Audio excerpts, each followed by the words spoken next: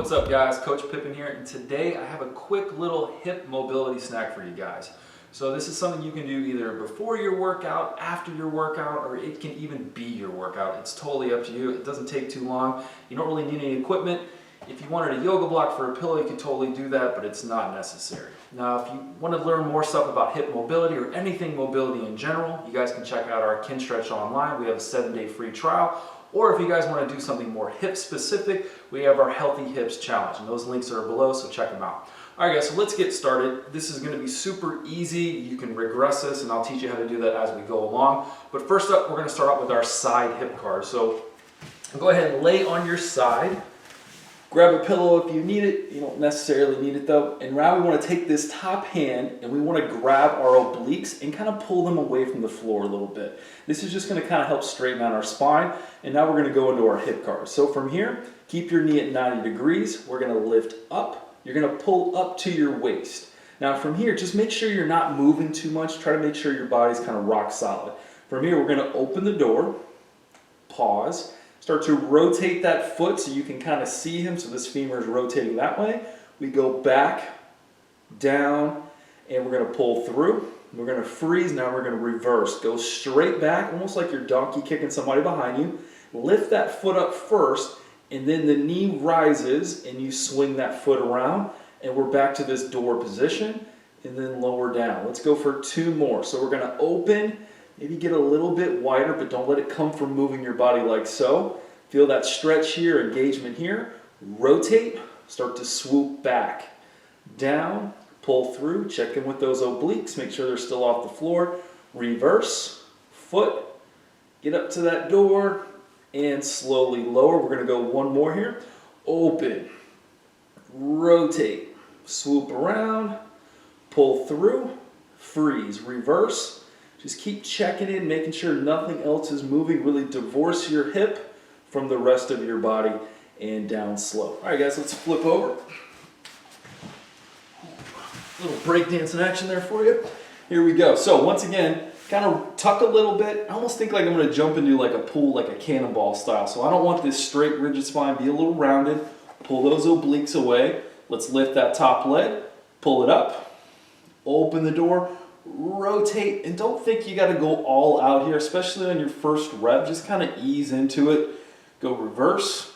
That's one of the biggest things most people do when they start doing all this hip stuff is they just want to go all out, and that's not really necessary. Go slow, take your time, make it feel good. Like if you're doing this and your eyes are jutting out of your head, what are you doing?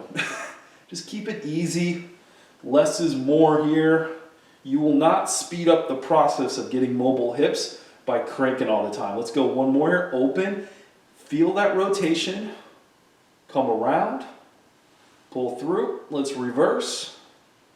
Foot. And notice the pace that I'm going with all of this stuff. One of the best ways it was ever described to me is act like you're going 1 mile per hour. Whatever that means to you, think less, go slow, really feel, connect with what's going on. All right, guys, so we're going to hop up a little bit. We're going to get into what we call 90-90. Now, this position, if I'm more vertical like this, that's going to be a lot more stress on this back leg. So if your hips are a little tight and you're just kind of starting out with this stuff, drop down to your forearm like so. So notice how I have my fist in line with my knee, my elbow is in line with my hip, this bone of my forearm bone is in line with my femur. We want to make sure we're comfortable here, pull those obliques off the ground. Now, if you've been doing this a while, you can obviously get up and be a little bit taller. Figure out where you're at. If this is your first time, start out on your forearm. If you're more experienced, you should know what you're doing by this point. So the first thing we want to do here is we want to start working on this back leg. So from here, I want you to imagine there's a weight scale underneath your back ankle. We're going to drive that ankle down ever so slightly. When you do that, you should feel some stuff kind of underneath your glute. And from here, grab your waist, and you're going to roll your pelvis forward while simultaneously driving that ankle down, and you're going to roll that pelvis back. Now, as you start to come back here, if this feels super gross and pinchy, that's a cue that you need to come down to your forearm. If you don't feel pinchy, then stay up here. Start to roll forward and roll back. A good cue here is act like you got like your kind of like your trigger finger, and notice how my finger rolls forward and then I try to roll this back.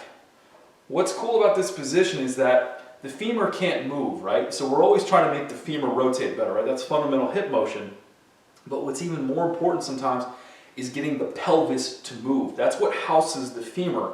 So if you've been hammering femur rotation stuff a lot and you've kind of stalled your progress, start taking a look at your pelvis. Start rolling that back and forth. So we're still driving this ankle down just a little bit, and you should feel that tissue. It's kind of like we're prepping this stuff before we go attack it. Back forward and back into it. All right, so you can keep going with those, but usually about 10 is pretty good. So from here, we're now going to attempt to pick this foot up. So if you're pretty mobile, you're going to be up here and tall.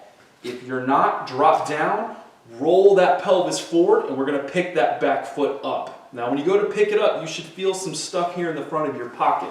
So either be on your forearm or up tall, pick it up, and then we're going to parachute down. We're going to do 9 more of those.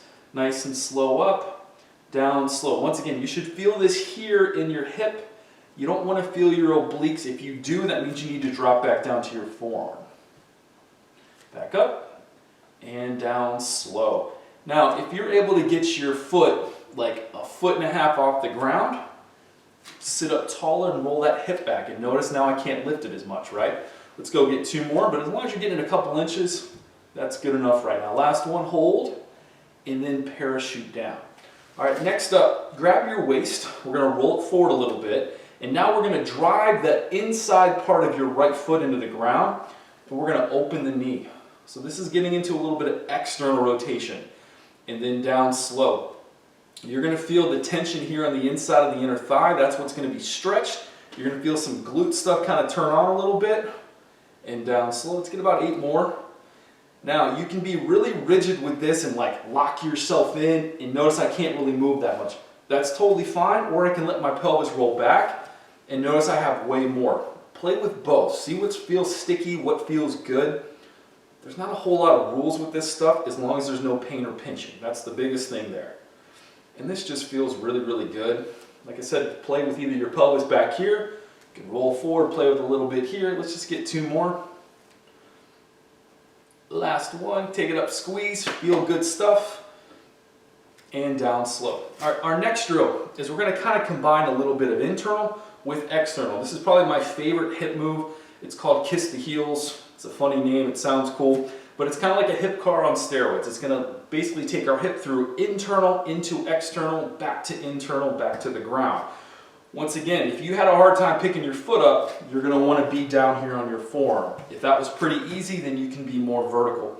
The biggest thing here is once you start to pick your foot up, I don't want to see my torso move like that. All right, here we go. We're going to go foot up first and hold. Then the knee is going to go straight up. So I envision there's like a wall here, and my knee is just sliding up the wall, and notice my foot has to come through.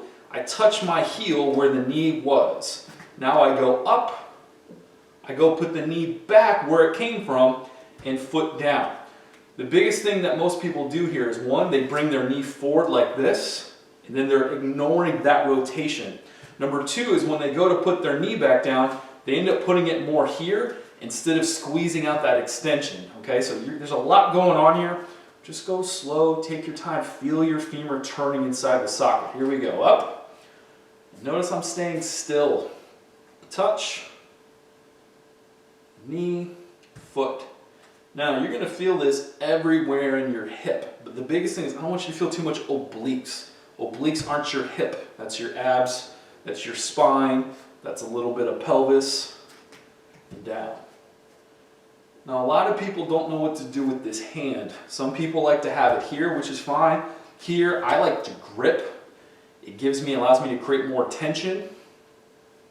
Let's go 4 more. Nice and slow.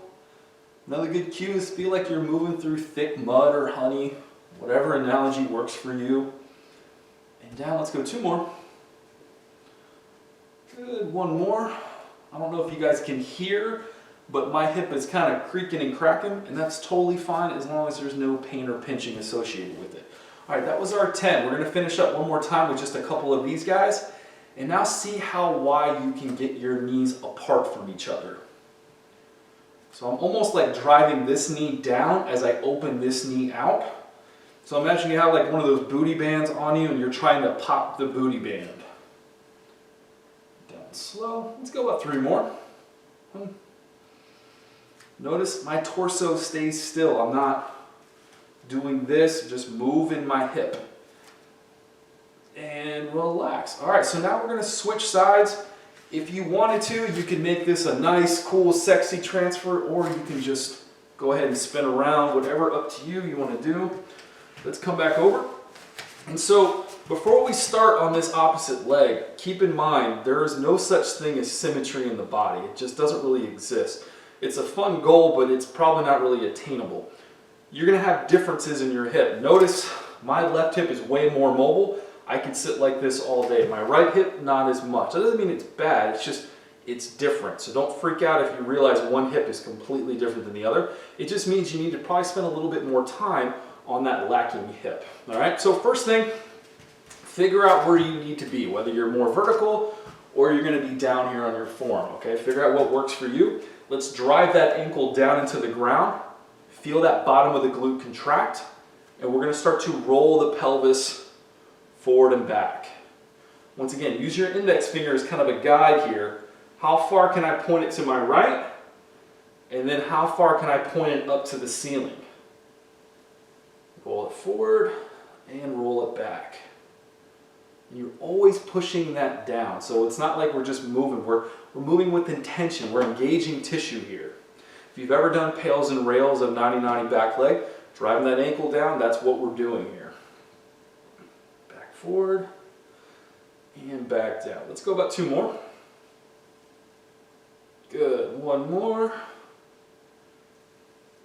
And now we're going to pick up that back foot. So once again, easier on your form. More difficult is up here. Since this is my better hip, I'm going to be a little bit more vertical, and then I parachute down. Back up and down. Now, if you exploded into a cramp in your hamstring, that's not a bad thing. That just means that your body wasn't ready for that and you need to regress that a little bit. So get down to your form and roll that pelvis more forward. Because the farther this is rolled forward, the easier it is. If I roll this back, I can't even get it off the ground. Down slow. Down slow. Let's go 1 more. Take it up, hold it, feel where it's coming from right there, and then parachute down. All right, now we're going to open that knee up. So you can either be far forward, you can be all the way back. Do what feels good. Let's open and then down slow. And if you're not getting your knee as high as me, it's all good. You probably got your foot higher than I did. Everyone's different, and that's the beauty of this system, is that we all should feel the same things, but it should look very, very different. Let's go 5 more. So if I'm teaching a class of like 20 people this stuff, we're all doing the same thing, but everyone's going to have different torsos. Everyone's going to get different heights here. Let's go 2 more. And that's totally fine, but we're all going to feel, as we come up, let's hold this, and let's all feel that inner thigh getting stretched, and let's all feel that glute just kind of contracting there a little bit. And then parachute him down. All right, now we're going to go into those kiss the heels. So this is the one where we pick the foot up, then the knee. Envision there's this beautiful wall right here. Your knee slides up the wall, your knee slides down. It does not drift forward, okay? Hand either goes here, here, or even here, and you can remember to be on your form to make it easier. Foot up first, that knee goes straight up, and this leg swings through.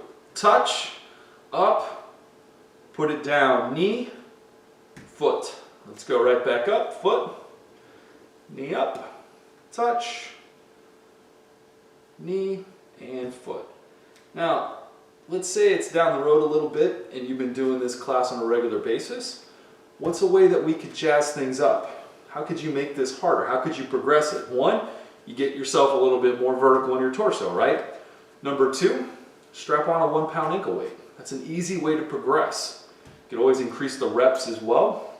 But throwing a 2-pound ankle weight on this is a completely different ball game. Just don't go too fast with that. Make sure you're really good and you can feel and connect with what's going on. Back up. Touch.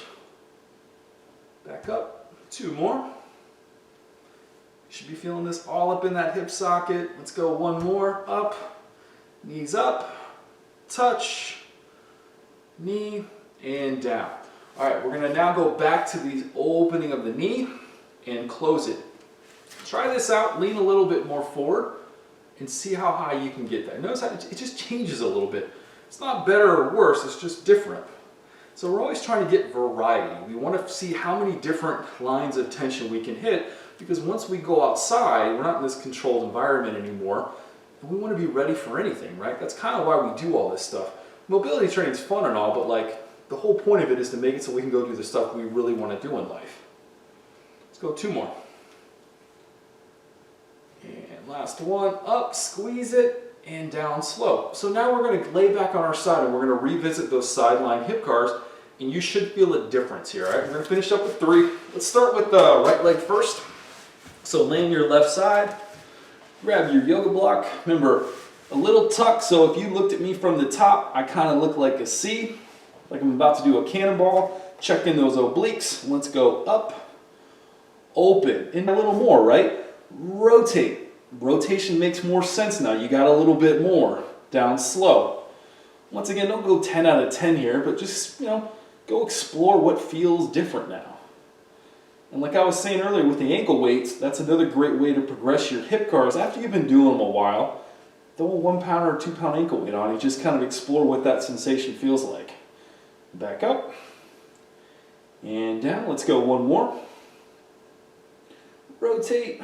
Swoop around, pull through, reverse, up, and close that door. All right, guys, let's flip over real quick.